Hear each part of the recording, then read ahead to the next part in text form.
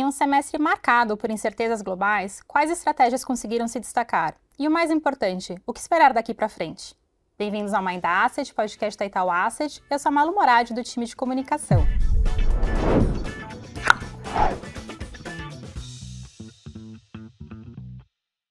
Hoje temos o prazer de receber novamente dois nomes de peso aqui no Mind Asset, o Stefano Catinella, diretor responsável pela área comercial aqui da Itaú Asset, e o Fernando Cavaletti, head do time de Portfolio Specialists. Eles vão nos ajudar a fazer um balanço completo do primeiro semestre, abordando os destaques da nossa prateleira de fundos nesse período e o que podemos esperar nos próximos meses. Stefano, Cava, tudo bem? Muito obrigada por estarem aqui novamente com a gente. Oi, Malu, obrigado pelo convite, é um prazer. Primeira vez aqui em vídeo, então espero que seja bacana a nossa conversa. Opa. Obrigado pelo convite, Malu. Muita coisa aconteceu, né? Vamos tentar cobrir um pouco de tudo aqui. Vamos lá. Nesse primeiro semestre. E, Cava, eu queria começar com você e aqui tendo um panorama de cenário. Um dos temas mais relevantes desse primeiro semestre foi o aumento das tarifas impostas pelos Estados Unidos. Mas na prática, como é que esse cenário de tensões comerciais e maior incerteza global tem afetado a nossa indústria de fundos? Tem afetado bastante, Malu, mas ao mesmo tempo tem gerado bastante oportunidade para os gestores conseguirem extrair uma rentabilidade bastante positiva dos portfólios, né? Acho que fazendo um comparativo com o que foi boa parte do ano passado, onde que era um pouco mais difícil para os gestores encontrarem oportunidades, porque tudo girava em função de será que o Banco Central americano vai cortar juros agora, na próxima reunião? Será que ele vai cortar ainda esse ano? E aí os ativos globais respondiam basicamente somente a isso. Esse ano a gente já viu as coisas, cada um indo para um lado, os ativos, e gerando oportunidades para os gestores ganhar dinheiro, né? E, obviamente, um tema central que ainda vai se desenrolar ao longo desse ano foi a questão das tarifas, né? Acho que é importante dizer que isso já era uma agenda da campanha do presidente Trump, mas a maneira como foi implementada, de uma forma até mais agressiva do que o mercado previa, e com muitas idas e vindas, acabou de fato gerando bastante incerteza, muita volatilidade no mercado. A gente acompanha alguns índices, por exemplo, o índice de incerteza econômica, ele foi para as máximas históricas. O índice de volatilidade da Bolsa Americana, o VIX, que a gente fala que é o termômetro do medo, ele também foi para patamares aqui que a gente viu somente no Covid, na crise financeira global ali de 2008. Então, a maneira como foi implementada gerou muita volatilidade e os ativos chacoalharam demais, né? Então, só para dar algum exemplo aqui, pegando a Bolsa Americana como exemplo, no pior momento da incerteza dessa questão das tarifas, a Bolsa chegou a cair por volta de 15% no ano, né? E de lá para cá, do pior momento no ano até aqui, a Bolsa já subiu por volta de 24%. O S&P agora fez o all-time high novamente agora, né? Então, imagina assim, o quanto de oportunidade isso não gera para quem está ali no dia a dia, trabalhando e estudando as questões aí macroeconômicas e a influência nos preços dos ativos, né? Mas isso também foi para o mercado de juros, os bancos centrais, por conta dessa percepção de uma desaceleração global causada por esse choque de incerteza, por conta das tarifas globais, também muitos juros, muitos mercados, a gente começou a observar os juros indo para baixo, ou seja, precificando um suporte maior dos bancos centrais, principalmente em economias que a gente tinha o juro muito acima do juro neutro ainda, como o Brasil e alguns países aqui emergentes, mas também alguns países da Europa, como o Reino Unido, por exemplo. Isso também apresentou oportunidades para os gestores ganharem dinheiro. Mais recentemente a gente teve aí mais a questão geopolítica também, alguns conflitos ali no Oriente Médio, que também mexem muito com o preço dos ativos, Um exemplo aqui pegando o preço do petróleo, o Brent, ele saiu ali de algo como $72 antes ali da questão do início do conflito entre Israel e Irã, caiu para baixo depois de $60, depois subiu para próximo de $80 e agora está aí por volta de $67. Então, obviamente, o petróleo ele também dita uma série de outros preços ativos. Então, teve muita oscilação e teve bastante oportunidade para os gestores ganhar dinheiro para quem soube olhar nesse sentido, Perfeito. Então, um cenário aí de bastante volatilidade, mas com oportunidade. E, Stefano, né, eu queria agora olhar um pouquinho para o comportamento dos nossos investidores. O que você tem observado, né, de fluxo? Quais classes ativos, né, têm despertado mais interesse? A gente ainda vê uma preferência clara por renda fixa ou a gente já vê aí sinais por mais apetite de risco? Legal. Bom, acho que vale passar um pouco também aqui que a nossa indústria hoje, né, a gente está falando de uma indústria de fundos, né, de 10 trilhões aproximadamente de reais, e ela é uma indústria muito concentrada na renda fixa, né, sempre foi. Acho que a gente teve momentos no tempo quando os juros foi mais baixo, né, a taxa Selic, a gente viu um apetite de risco maior, né, então foram os melhores momentos de crescimento de multimercado e renda variável, e agora a gente tem visto um movimento reverso, né, com essa subida de juros, né, a gente está agora com 15%, né? E os clientes têm mostrado uma preferência grande por produtos de renda fixa. Uhum. Então aqui vai desde o fundo de caixa, né? Um produto ali para aquela liquidez diária, e é concentrado nos produtos até D10, né? Que a gente chama, né? Ou seja, o cliente consegue resgatar o dinheiro até 10 dias. Isso é um espectro de crédito privado relevante, né? Então a gente está falando de produtos que a gente tem normalmente um crédito de maior qualidade, né, para ter uma liquidez mais curta, e desde o ano passado a gente vem passando por um momento onde o volume de entrada nesses produtos tem sido destaque na Itaú Asset e também na indústria de forma geral. Uhum. Então a gente fala aqui, né, mais ou menos de desde o ano passado para cá, a gente viu mais de 150 bilhões de entrada nessa classe de ativo, né, considerando isso de uma forma consolidada, o que mostra que os clientes eles têm uma preferência no momento por estar um pouco mais linkado à taxa Selic, por estar num patamar mais alto. Perfeito. O que a gente tem visto agora em 2025, um pouco diferente do ano passado, é nas classes de produto de renda fixa ativo, né, que são produtos que a gente fala aqui com risco de mercado. A grande diferença de um para o outro é que no risco de crédito a gente acaba não enxergando tanto a volatilidade do dia a dia, né? Porque normalmente o crédito ele vai sendo marcado ali diariamente, às vezes você tem um problema com alguma companhia, com algum emissor, e aí você tem uma balançada, né, que a gente fala, um balanço na cota mais relevante, e quando a gente fala de risco de mercado, a gente tem basicamente os movimentos de mercado diários, até como o Cavalletti estava comentando, né? Então, fechamento do pré ou alguma mudança mais relevante ali no dólar ou até na bolsa, né, no caso de produtos que podem aplicar em bolsa, que trazem uma volatilidade diária na cota. Então a gente já tem visto o cliente com algum apetite para renda fixativa, então isso daí já é um movimento que do ano passado para cá mudou. Ano passado a gente viu uma saída mensal, esse ano já tem uma captação mensal. E nos multimercados, né, que a gente ainda vê uma dificuldade um pouco maior de fluxo, mas acho que a boa notícia é que nos últimos 2 meses a gente já praticamente zerou a saída, né? Então a gente não tem visto mais resgates líquidos e no último mês até teve alguma entrada marginal em multimercados. O que mostra que os clientes estão vendo, né, que essas oportunidades de mercado, como até o Cavalletti comentou, né, o S&P, né, que já foi para a mínima, agora na máxima, aconteceu isso também em diversas outras classes de ativo, os gestores conseguindo se apropriar desse resultado. E na Itaú Asset a gente ainda vai comentar, mas os produtos todos quase com performance acima do CDI. Então acho que esse é um balanço. E só para fechar, na parte do internacional também, né, a gente tem visto aí em 2025 uma entrada líquida de investidores estrangeiros na Bolsa. Então isso é interessante também porque nesse movimento de mercado, muita gente falando de dólar fraco e uma possibilidade de aumento de demanda por países emergentes, o Brasil tem se beneficiado desse movimento e a gente tem visto tanto essa entrada na Bolsa quanto um apetite do cliente estrangeiro pelos nossos produtos também lá fora. Então acho que isso é bacana de colocar também, que é uma mudança em relação a 2024. Perfeito. E aí pegando esse gancho, né, de performance que você trouxe, a parte que todo mundo gosta.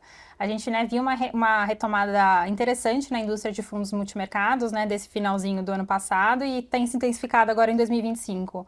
E aí, Cava, como é que os nossos fundos multimercados, né, performaram nesse período? O Stefano já deu um spoiler, mas conta aí mais pra gente. Legal, Malu.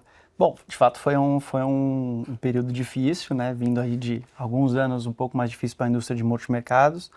A gente tem conseguido se destacar no relativo com a indústria, citando alguns dados aqui, por exemplo, o IHFA, que é o índice de hedge funds da Ambima, basicamente é uma grande média, né, uma proxy aqui da indústria de multimercado brasileira, tá? Ele tem por volta aí de 280 fundos, tá? Compõe o seu índice. E em 2024, no ano passado, desses 280, menos de 100 fundos bateram o CDI. Caramba. Tá? Esse ano, por exemplo, a gente já vê desses 280 fundos, por volta aí quase 170 já estão acima do CDI, né? Então, assim, a indústria melhorou como um todo. em linha do que eu comentei, que começaram a aparecer oportunidades, né, assim, de você arbitrar cenário macro versus o que estava precificado nos ativos, né. E aí, falando dos nossos fundos em particular, a gente tem diversos fundos multimercados que estão se destacando na indústria em termos de rentabilidade, né. Então, vou citar, por exemplo, 3 fundos nossos que já bateram o CDI no ano passado, que é o caso do Janeiro Multimercado, o Global Dinâmico Ultra e o Artax Ultra, né? Então, num ano difícil como o ano passado, eles já bateram o CDI. Esse ano, até trouxe aqui a minha colinha para não falar nenhum número errado, mas a gente tem diversos fundos com super destaque aqui de performance. Então, por exemplo, né, o próprio Janeiro Multimercado, esse ano, ele está com uma rentabilidade de 190% de CDI, com fechamento aqui de junho, né? Em 12 meses, 176% do CDI, uma baita de uma rentabilidade. O nosso Global Dinâmico Ultra, depois o Stefano vai conversar um pouco sobre isso, explicar que é o nosso produto multi-estratégia dentro da Itaú Asset, ele está em 12 meses com 166% do CDI, neste ano 135% do CDI. O Hunter, que é um fundo multimercado nosso que trabalha mais no mercado de renda variável, né, com posições long e short, buscando bater o CDI também. Esse ano ele está aí por volta de 140% de CDI, em 12 meses 150% de CDI, e assim por diante, né? O Artax Ultra talvez seja o nosso maior destaque aqui em 12 meses, ele está acima de 200% do CDI em termos de rentabilidade. E eu citando também um produto multigestor do nosso Fund of Funds aqui na Itaú Asset, também o Gênesis, por exemplo, que é um produto que, né, mais incubadora para novas casas, novos gestores, também está com um destaque muito forte esse ano, por volta aqui de 170% do CDI. Então, assim, a gente de fato conseguiu capturar as oportunidades que o mercado apresentou e depois acho que o Stefano até vai comentar um pouco, a gente tem visto isso também em termos de fluxo, né, melhorando um pouco para essa classe, apesar dessa preferência ainda clara por produtos mais atrelados à Selic, por conta do patamar de juros mais alto. Mas a gente tem conseguido aqui capturar as oportunidades. E só para não deixar passar, né, é legal citar que cada fundo conseguiu enxergar alguma oportunidade diferente. Então, por exemplo, o Janeiro, essa rentabilidade que eu comentei, foi basicamente juros no Brasil e juros no Reino Unido. A gente pegou bem esse movimento para baixo de precificação primeiro nessa parte mais curta aqui de política monetária, na atuação dos bancos centrais, né, em linha do que eu comentei no começo. O Artax Ultra, por exemplo, pegou muito o fechamento da curva no México e também posições aqui na renda variável brasileira. Já o Global Dinâmico Ultra, ele é um pouco de tudo, né? Ele pegou os juros no Reino Unido, pegou um pouco da Bolsa Brasileira com as nossas estratégias long and short que tem dentro do produto, pegou a parte de juros no Reino Unido também. E o Hunter, que é um produto que atua mais no segmento de Bolsa, teve uma estratégia muito assertiva, que o ano passado, num momento mais difícil, ele montou uma carteira mais defensiva, ancorada aí com papéis defensivos, bons pagadores de dividendos. E esse ano, nesse rally da Bolsa Brasileira, a Bolsa Brasileira é uma das melhores bolsas no mundo, né, este ano, ainda mais quando a gente olha em dólar, né, dado que o real se valorizou bastante, conseguiu, pela seleção de ativos, né, extrair bastante performance também do mercado. Então, papéis como aqui Embraer, VEG, Sanepar, Sabesp e também atrelado ao mercado de capitais, né, Itaú, BTG, trouxeram grande contribuição para a carteira, né? Então, assim, cada gestor conseguiu enxergar alguma oportunidade em algum mercado ou classe de ativo e trouxe essas rentabilidades aqui diferenciadas. Família Global Dinâmica, então, aí super completa e com um resultado bastante interessante. E eu acho que a gente já cobriu bastante os multimercados e agora, Stefano, minha pergunta é, quais foram também os destaques na prateleira de crédito e de renda fixa? Legal. Bom, tem bastante destaque, né? Acho que a renda fixa, como eu comentei anteriormente, foi o grande, né, fluxo que a gente viu aqui na Itaú Asset nos últimos 18 meses, basicamente. Então, tem sido bem importante. E acho que é legal mostrar aqui que na Itaú Asset a gente tem 2 mesas de crédito, né? Então, existe a mesa que a gente chama de crédito core, onde está uma parte, né, da nossa prateleira do crédito tradicional, né? Então, tem vários produtos aqui naquela liquidez que eu comentei anteriormente, até D10, né, basicamente. E a gente tem a nossa mesa de crédito estruturado, onde estão produtos, tanto fundos fechados ou fundos onde a gente tem, né, listados em bolsa, como o próprio fundo agro, fundo de infraestrutura, uma série de coisas, e fundos que a gente tem parcerias até com outros players de mercado, onde a gente faz a parte de, vou chamar aqui legal claims, por exemplo, crédito mais estressado, então essa mesa de crédito estruturado também que vem crescendo bastante. O bacana é que a gente tem visto apetite para os dois bolsos, né? Tanto o bolso da Asset Core quanto o bolso de crédito estruturado. E acho que vale comentar aqui que a gente também pensa muito no veículo que a gente está entregando para o cliente na ponta. Então, eu não cheguei a falar, mas a captação em FDICs, por exemplo, que é uma coisa que todo mundo vem falando muito no mercado, ela tem sido bastante positiva em 2024 e também em 2025. Pelos dados da Ambima já foram mais de 10 bilhões em 2025 e a gente tem visto os clientes também bastante bem interessados aqui nesse tipo de veículo. Então, tanto na mesa de Asset Core quanto crédito estruturado, a gente também lançou o FDICs, o Cava vai comentar daqui a pouquinho, mas acho que vale colocar que o interesse grande que a gente também tem visto é na parte de isentos. Tá. Então, a gente basicamente entrou no mercado de isentos faz 3 anos e hoje a gente já é a maior asset do Brasil, com mais de 37 bilhões sob gestão na parte de isentos. Então, acho que isso é bacana também de colocar.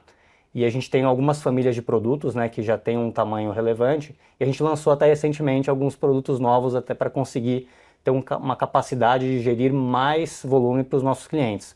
Então, acho que vale colocar aqui, por exemplo, o Debenture Inframix, né, que é um produto que combina papéis, né, debentures incentivadas na carteira, mas na parcela também que é não isenta, a gente pode ter um percentual em bonds offshore, né? Então, o que isso significa? A gente compra crédito lá fora, então a gente vai comparar como é que estão os yields, né? Como é que está o retorno, né, de cada um desses créditos, tanto no mercado local quanto no mercado internacional, e vai tentar achar créditos lá fora de empresas brasileiras que tenham um yield interessante para colocar no produto. Então essa foi uma forma que a gente encontrou também tanto de inovar quanto entregar um produto bacana para o cliente na ponta. Cava, a gente já, né, comentou aqui um pouquinho de lançamentos, mas eu sei que teve mais novidade aqui na nossa prateleira ao longo desse semestre. Quais foram, né, as principais inovações e novos produtos aqui para a gente destacar?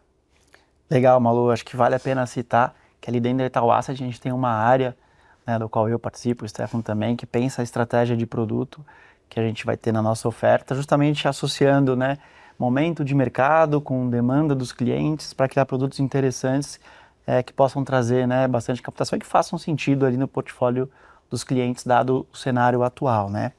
E nesse sentido, como o Stefano comentou, assim, os isentos, eles foram, né, campeões aqui de procura pelos clientes, né? Nessa linha, eu cito aqui um fundo que a gente fez uma oferta pública, né? Ele até é um fundo negociado em bolsa, que é o ISEN 11, né? Teve o I7 11 também. Os dois somados na oferta pública a gente captou mais de 6 bilhões de reais. É um fundo que vai entregar 95, 96% do CDI, buscar entregar 95, 96% do CDI isento, com uma camada de proteção extra, com liquidez, né, negociação no secundário, se o cliente quiser optar por sair antes do vencimento. Então foi um grande sucesso aqui de captação no ano. Eu cito também nessa linha de produtos isentos o Pirineus, da mesa de crédito estruturado, também foi um sucesso de captação, acabou super rápido, né, quando a gente lançou, né, é uma oferta um pouco mais limitada, dada a característica do produto, mas captamos bastante no varejo, em outros segmentos também. Nessa linha de FDICs, eu cito o Itaú Soneto, que é um FDIC também para investidor qualificado, com liquidez também de resgate, algo que a gente conseguiu construir dado a mudança da norma, né, da nova 175, que passou a vigorar. E outros exemplos também, um super importante que eu gostaria de comentar, que não é um produto novo, mas é um feature muito legal que a gente lançou, é a questão do Privilege, Itaú Privilege, passar a negociar 24 horas, tá? Em finais de semana também. Então, um negócio super legal, recente, que a gente né, lançou, essa funcionalidade aqui do produto, que está tendo bastante super sucesso aqui, que a gente está observando. Citaria também um produto inovador na indústria de ETFs, que é uma indústria super promissora aqui no Brasil, assim como ela já é uma realidade no resto do mundo. Aqui no Brasil, ela ainda está começando a se desenvolver de uma maneira um pouco mais robusta, e nessa linha a gente lançou o primeiro ETF brasileiro, o GOLD 11, que é um ETF que mistura duas classes de ativo diferentes, né? Então ele tem um percentual de renda fixa e tem um percentual de renda variável, inclusive no exterior. Então ele mistura uma alocação em juros reais brasileiro, que é, né, uma classe de ativo aqui extremamente rentável, né, ao longo dos anos, dado o nosso histórico de juros mais altos aqui no Brasil, com o investimento na Bolsa Americana. Então uma combinação super legal num ETF só, né, com transparência, com eficiência, uma série de características positivas que esse instrumento traz. Então foi o primeiro ETF no mercado brasileiro que combina duas classes de ativo nesse sentido.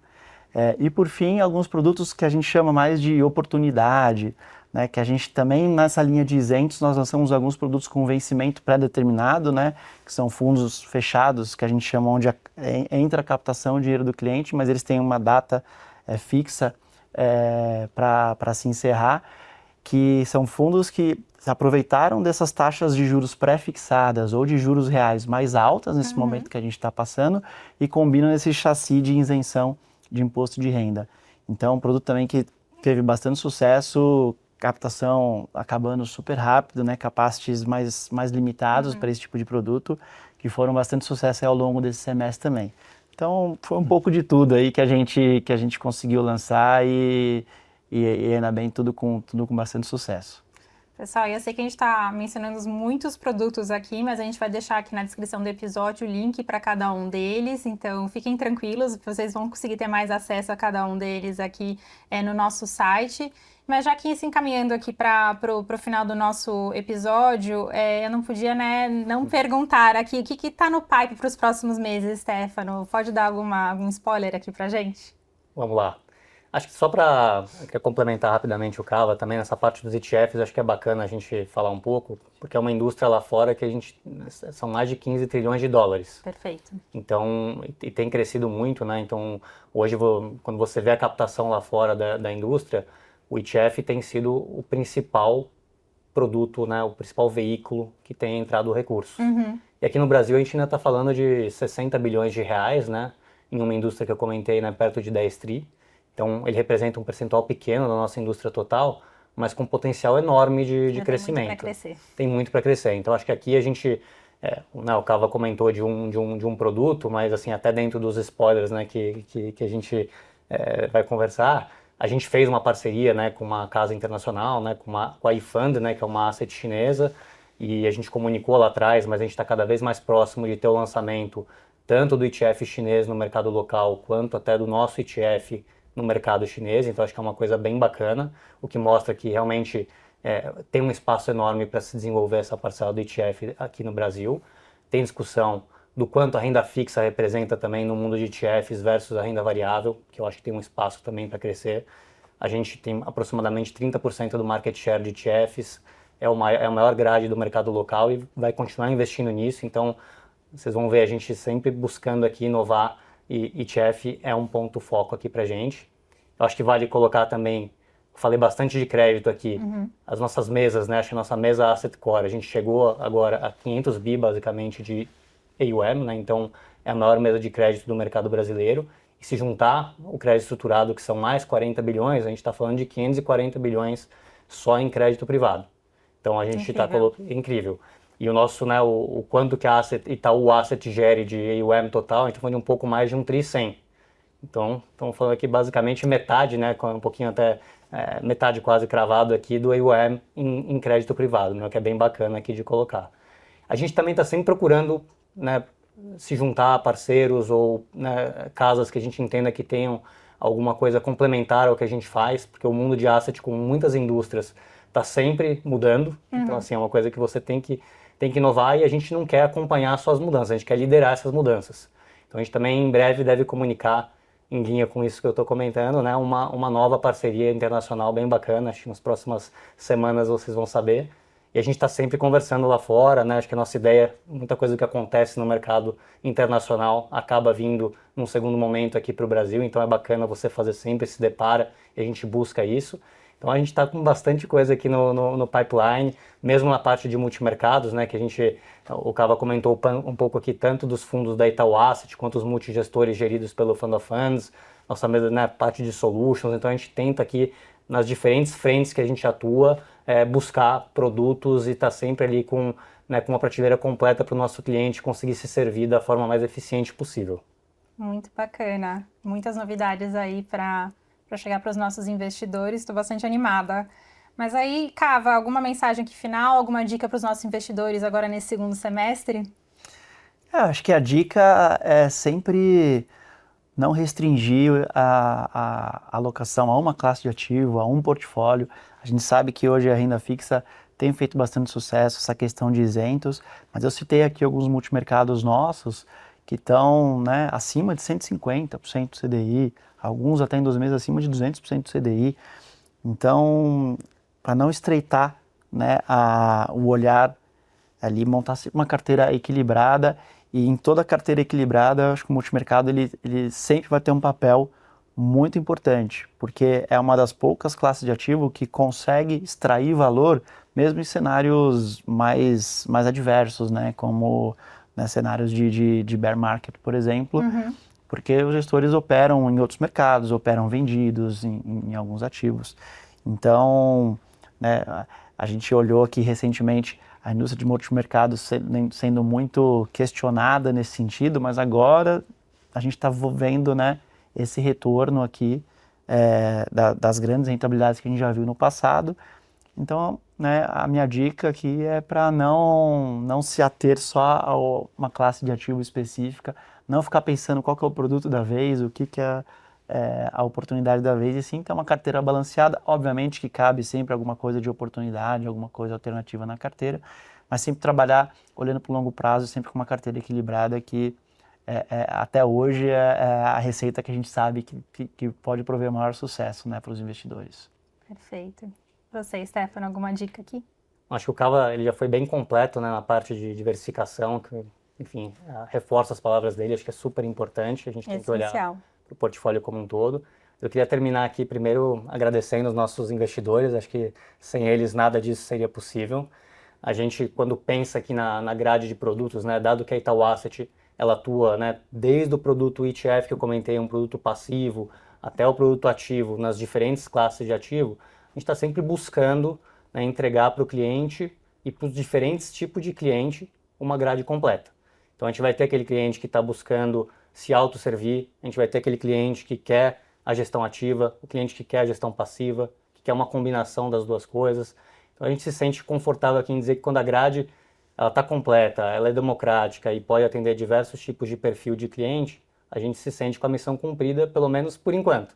A gente sabe que o mercado muda o tempo todo, a gente está mudando junto, a gente quer liderar essas mudanças, então espero que a gente consiga continuar aqui exercendo esse papel aqui no mercado de fundos da indústria local.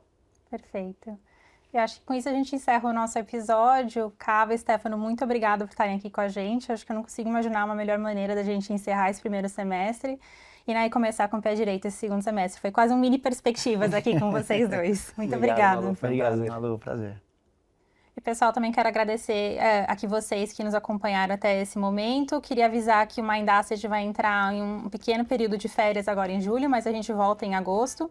Se você quiser saber quando que vai ser o nosso primeiro episódio, entre aqui na nossa comunidade no WhatsApp. Eu vou deixar o link aqui na descrição também do episódio. Muito obrigada e a gente se vê em agosto.